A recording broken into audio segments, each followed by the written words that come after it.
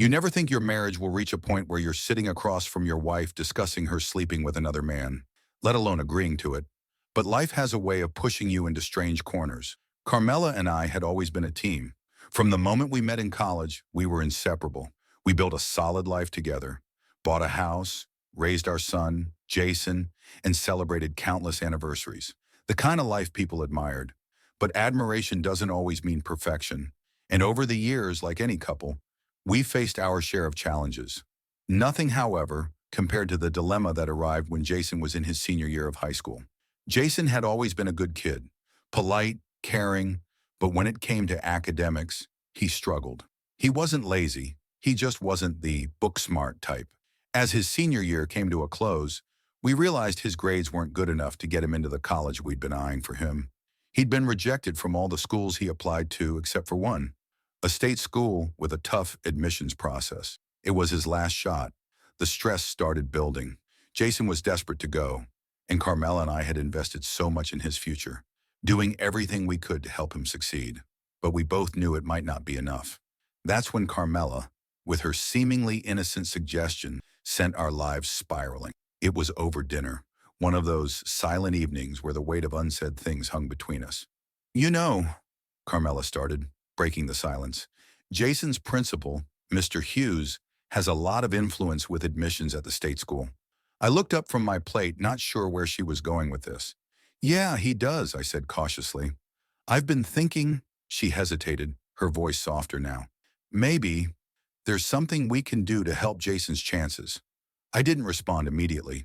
There was something in her tone that made me uneasy. What are you suggesting? She took a deep breath, her hands trembling slightly as she set down her fork. I ran into Mr. Hughes at the school event last week and, well, he's always had a bit of a thing for me.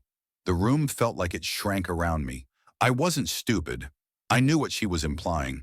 My mind raced, trying to keep up. You're not seriously suggesting what I think you are you? I know how it sounds, she said quickly, but this might be the only way to get Jason in. Mr. Hughes said he could pull some strings. She paused, searching my face. All he wants is a night. I stared at her, trying to wrap my head around what she was asking. A night. One night with another man in exchange for our son's future. It felt surreal, like some kind of twisted movie plot. And you're okay with that? I asked, my voice barely a whisper. She didn't answer right away, but I could see the conflict in her eyes. I'm doing this for Jason, she finally said, her voice breaking. It's his last chance. I leaned back in my chair, running a hand through my hair. This wasn't some fling she was talking about. This was my wife, our marriage, being put on the line for something we both wanted for our son. I couldn't tell if I was more shocked by the suggestion or by the fact that I wasn't outright rejecting it. In a way, it made sense. It was practical. One night. If it meant Jason got into the school of his dreams, maybe we could forget about it afterward. Move on. Do you think he can really make it happen? I asked after a long pause. Carmela looked at me, her eyes filled with both hope and desperation. Yes. He said he could get Jason's application flagged. We just need to, you know. I stood up from the table, pacing the kitchen. Every part of me wanted to scream that it was wrong, that we couldn't just throw our values away like that. But then I thought about Jason, his future, his happiness, and how we had come this far. Maybe, just maybe, this was a sacrifice worth making. Fine, I said, my voice strained. If this is what it takes to get him in, then do it. I didn't look at her after that. I couldn't. My mind was spinning too fast. My emotions locked behind a wall I wasn't ready to tear down yet. We didn't speak much after that, and I went to bed early that night, unsure if I'd wake up to regret this decision. The next few weeks went by in a blur. Carmela was more distant than usual, but I didn't ask questions. I didn't want to know the details. All I cared about was the outcome. Sure enough, about a month later, Jason received an acceptance letter from the state school. He was over the moon, and I should have been too, but something had shifted between Carmela and me. Something neither of us was willing to address. That should have been the end of it, but it wasn't. After Jason got his acceptance letter, things were supposed to feel normal again. Carmela and I had done what we had to for our son's future. We didn't talk about it anymore, and Jason never knew how close he'd come to not getting in. On the outside, everything seemed fine, but inside our marriage, a silent shift had occurred. Carmela was distant, more so than I expected. I'd convinced myself that once it was all over, things would go back to how they were. We'd move past the awkwardness, pretend it never happened. But it wasn't that simple. At first, I chalked it up to guilt. Maybe Carmela was still processing what she'd done, feeling ashamed. I couldn't blame her. Hell, I was struggling with it too. I couldn't shake the image of her and Mr. Hughes, even though I'd never seen it happen. It was an ugly stain on my mind, one I tried to wash away with distraction and routine. Weeks turned into months, and the distance between us only grew. Carmela stopped meeting my eyes as often, and the warm intimacy we once had felt cold, mechanical. I'd try to hold her at night, but she'd turn away, muttering excuses about being tired. Sex, once a regular part of our marriage, became rare, and when it did happen, it felt forced, like she was just going through the motions. One night, after another awkward dinner, I couldn't take it anymore. We were sitting in the living room, the sound of the TV playing in the background, but neither of us was really watching. I turned to her, my heart pounding in my chest. "Carmela," I started, my voice shaky, "we need to talk about this." She stiffened but didn't turn to look at me. "About what?" she asked, her tone defensive. "About us," I said, forcing the words out. "About what happened." Her jaw clenched and she crossed her arms, still staring at the TV. "There's nothing to talk about. It's done. Jason got into school and everything's fine." "No, it's not fine," I said, frustration creeping into my voice. "We're not fine, Carmela. You've been distant. Ever since that night, things haven't been the same." She finally turned to me, her eyes cold, detached. "What do you want me to say?" she snapped. "Do you want me to apologize? Do you want me to say I'm sorry for what I did?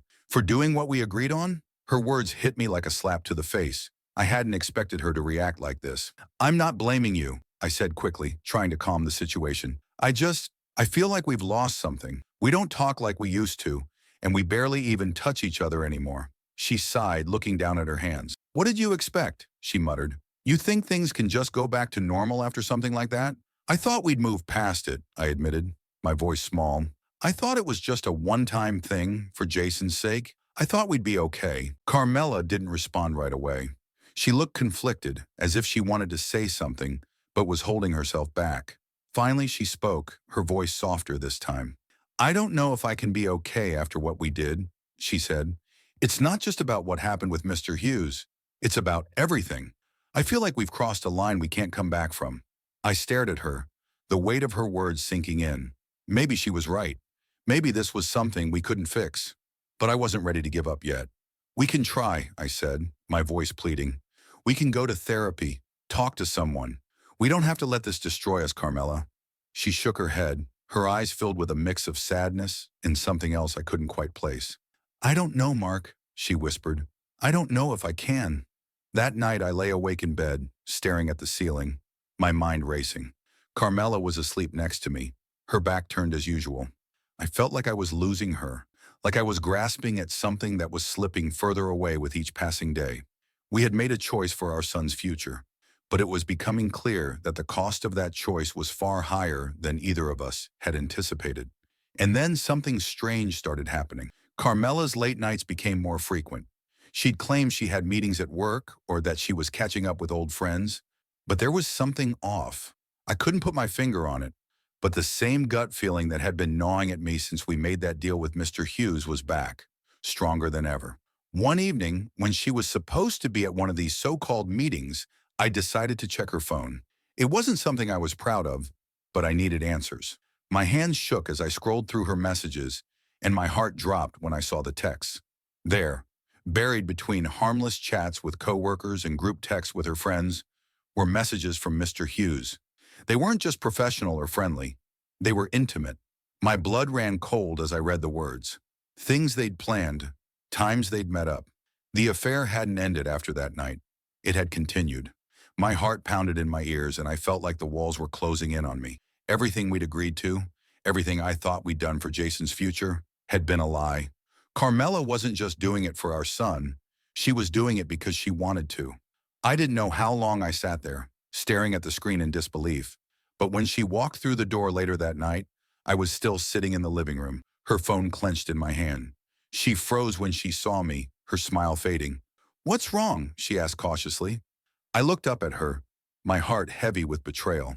"How long has this been going on?" I asked, my voice barely above a whisper. Her eyes darted to the phone in my hand, And for a moment, she looked like she was about to deny it. But then something shifted in her expression, and she sighed, defeated. Mark, it's not what you think. Then what is it? I demanded, my voice rising. Because from where I'm sitting, it looks like you've been cheating on me. For months, Carmela didn't deny it. She just stood there staring at me, her silence louder than any confession. The silence that followed was unbearable. Carmela stood there frozen, as if any movement might shatter the fragile air between us. My heart was pounding, my mind racing with 1,000 questions, but one thought rose above the rest. She didn't even deny it. I'd always imagined that if something like this happened, I'd explode, scream, break things. But in that moment, all I felt was a hollow numbness, like the core of my chest had been scooped out, leaving nothing but empty space. I stared at her, waiting for an explanation, but none came. Finally, I spoke, my voice calmer than I expected. How long, Carmela? She shifted uncomfortably, glancing down at her feet as if searching for the right answer in the floorboards. It wasn't supposed to continue after that night, she said quietly, but it just did. Her words hit me like a punch in the gut. I'd expected lies, excuses, but this raw, simple truth was worse. She wasn't trying to defend herself, and in some sick way, that made it even harder to process. How long? I repeated, louder this time. She swallowed, her eyes finally meeting mine. It's been a few months, she admitted. Since after Jason's acceptance, I clenched my fist trying to keep my composure. So while I thought this was just a one-time thing for Jason's sake, you were, what? Carrying on with him like it meant nothing? Or did it mean something? Her face twisted in pain, but she didn't answer right away. That hesitation spoke volumes. When she finally did speak, her voice was barely audible. It didn't start out that way. It was just a mistake. But then, things got complicated. I let out a bitter laugh, shaking my head in disbelief. Complicated? You call this complicated? You betrayed me, Carmela. After everything we've been through, everything we sacrificed for Jason, you're telling me it wasn't enough to stop after that one night? I didn't plan for this to happen, she said, tears welling up in her eyes. I thought I could handle it. I thought it would just end. But I don't know, Mark. I don't know what's wrong with me. The anger inside me began to boil over, the numbness giving way to a burning rage. What's wrong with you?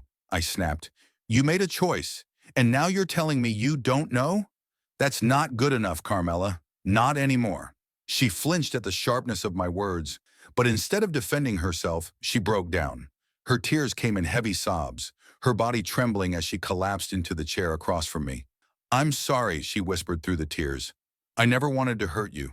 I stood there watching her fall apart, but instead of feeling sympathy or forgiveness, all I felt was a widening gulf between us. The woman I'd shared my life with, the mother of my child, was suddenly a stranger. I didn't know who she was anymore. Sorry doesn't change what you did, I said, my voice hard. You didn't just betray me, you betrayed our family. You betrayed Jason. You threw away everything we had. She wiped at her eyes, trying to pull herself together, but the damage was done. I couldn't look at her the same way. I didn't want to. I'm ending it with him, she said suddenly, her voice desperate. I swear, Mark, I'll never see him again. I'll go to therapy. I'll do whatever it takes to fix this. Please, just give me a chance to make things right. I shook my head, backing away from her. I don't know if there's anything left to fix, Carmela. She got up, crossing the room and reaching out for me, her hands trembling. Please, Mark, she begged. We've been through so much together.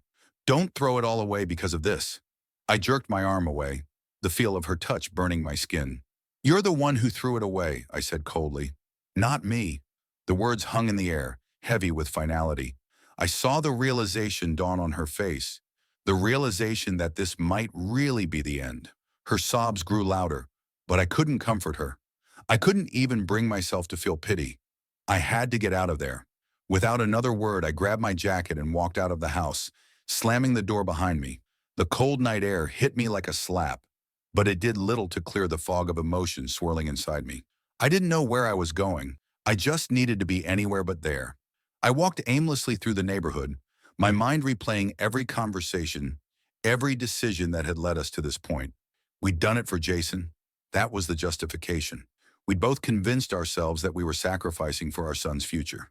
But now, standing here, I realized that had only been a convenient excuse, something to mask the cracks that had already been forming in our marriage. How had it all gone so wrong? I wondered for what felt like hours, my mind spiraling deeper into anger and confusion. Every step I took felt heavier than the last, the weight of betrayal pressing down on me. I had always thought I could handle anything as long as Carmela and I were together, but now I wasn't sure if I even wanted that anymore.